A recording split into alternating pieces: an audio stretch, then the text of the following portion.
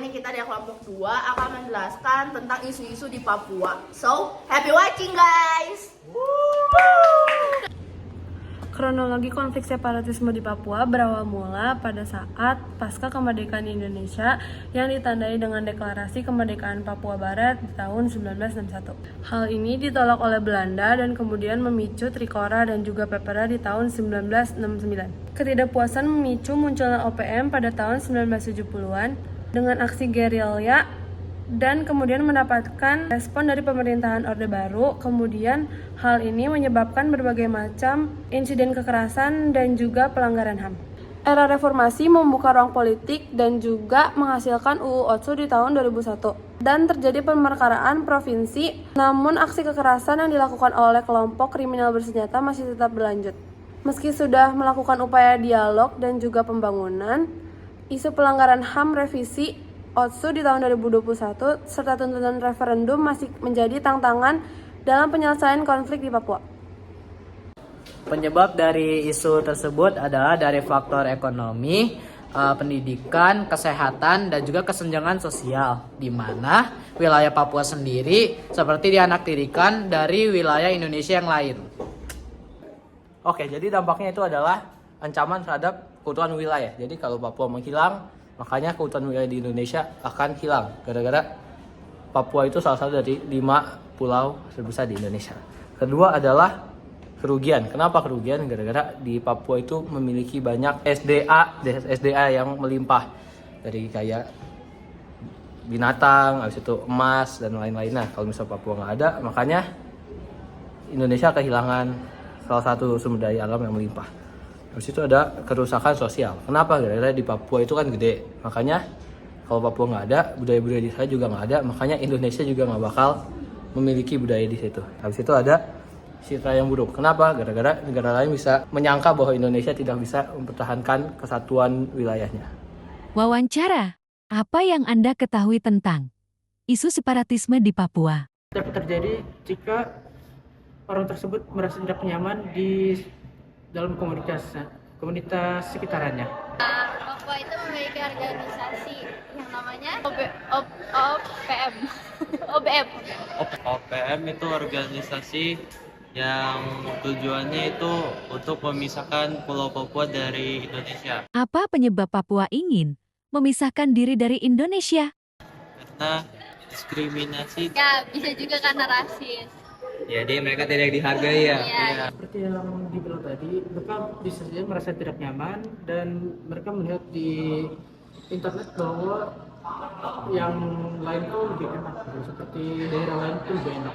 Apa akibat kalau Papua memisahkan diri dari Indonesia? Bisa bersosialisasi sama negara-negara lain. Ya, budaya-budaya lain juga. Sumber daya Indonesia berkurang. Bisa saja budaya di mereka akan berkurang dan komunitasnya juga mulai terancam akan punah. Apa yang dapat Anda lakukan sebagai warga negara untuk mencegah isu ini di masyarakat? Jangan terlalu begitu rasis dan Lebih menerima gitu ya. dan menerima orang lain juga. Jangan Berdiskriminasi kepada orang Papua. Oke guys, jadi mengapa sih Papua itu sangat penting bagi Indonesia dan mengapa kami itu tidak mendukung Papua merdeka? Jadi itu yang pertama itu Papua itu sangat melimpah ya akan sumber daya alamnya dan juga sumber daya manusianya. Nah, terus Papua juga itu salah satu daerah yang memiliki luas wilayah terbesar guys di Indonesia guys. Nah, jadi guys kalau Papua merdeka itu kita tuh akan menghilangkan berbagai sumber daya alam yang sangat berguna, yaitu baja, tembaga, emas, dan nikel, dan masih banyak lagi guys. Jadi itu sangat berharga ya Papua bagi negara Kesatuan Republik Indonesia. Nah, lalu Papua itu selain dari sumber daya alam dan sumber daya manusia yang sangat melimpah, Papua itu juga memiliki banyak sekali tourist destination seperti Raja Ampat dan lain-lainnya. Jadi itu selain menumbuh ekonomi Indonesia dari sumber daya alamnya dan sumber daya manusianya, nah Papua itu juga sangat berkontribusi dengan pariwisatanya. Jadi Indonesia akan menghilangkan pendapatannya dari pariwisata Papua. Gitu guys.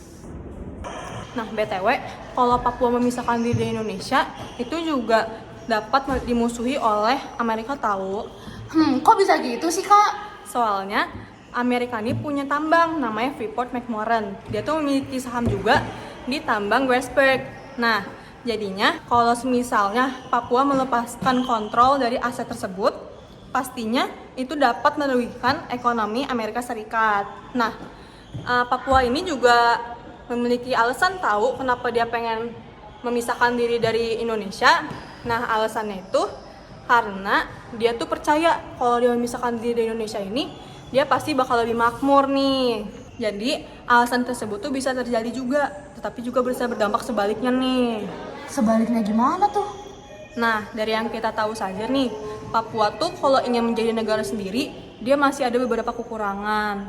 Kayak contohnya, jika dia ingin menjadi negara yang maju dan baik, dia pasti kan membutuhkan SDM yang mengampuni. Tapi yang kita tahu saja, pendidikannya tuh masih kurang merata. Negara yang merdeka juga memerlukan pemerintahan yang kompeten nih. Kalau tidak, negara tersebut pasti akan sengsara. Dan lebih buruknya, rakyat juga mungkin tidak sejalan dengan pemikiran pemerintah, yang sehingga dapat memicu perpecahan nih.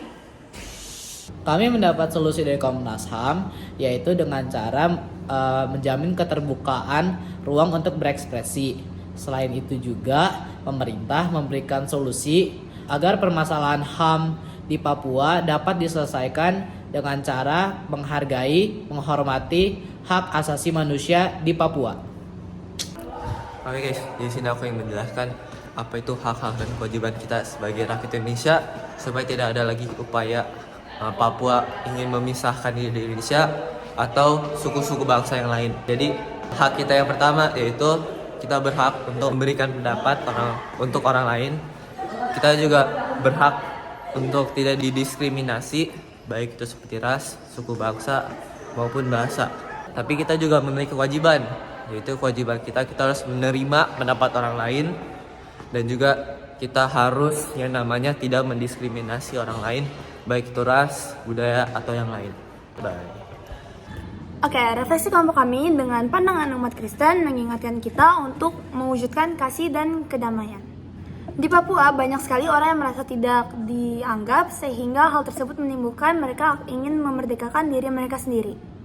Melalui situasi ini mengingatkan kita akan panggilan untuk menjadi contoh dalam mewujudkan kasih dan keadilan serta kedamaian. Selain itu juga pada Matius 22:39 mengajarkan kita untuk saling mengasihi sesama kita.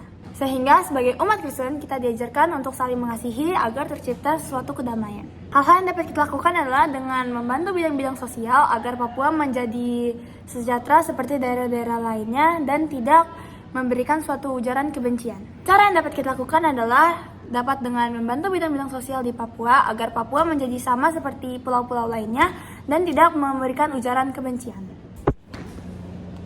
Jadi apa aksi nyata yang bisa kita lakukan? Yang pertama adalah dengan menyebarkan informasi tentang kerusakan ataupun teror yang dilakukan oleh OPM atau organisasi Papua Merdeka ataupun organisasi separatisme lainnya yang ingin memisahkan diri dari Indonesia. Hal ini bertujuan agar masyarakat tuh menyadari tentang ancaman yang mereka timbulkan, termasuk kekerasan terhadap warga sipil, aparat, merusak fasilitas yang diberikan negara, serta melakukan rasisme. Aksi nyata yang kedua, kita juga dapat mendorong pemerintah untuk memberikan dukungan lebih lagi kepada Papua, baik secara kesehatan, teknologi, ataupun pendidikan. Hal ini bertujuan agar Papua tidak merasa tertinggal dari pulau-pulau yang lain. Jadi sekian hasil video kami tentang penjelasan dan hasil wawancara kami tentang isu separatisme di Papua. Kiranya apa yang kami sampaikan dapat bermanfaat. Mari menjaga persatuan Dan kesatuan bangsa dan selalu Mewujudkan Kasih. keadilan Dan kedamaian. Bye.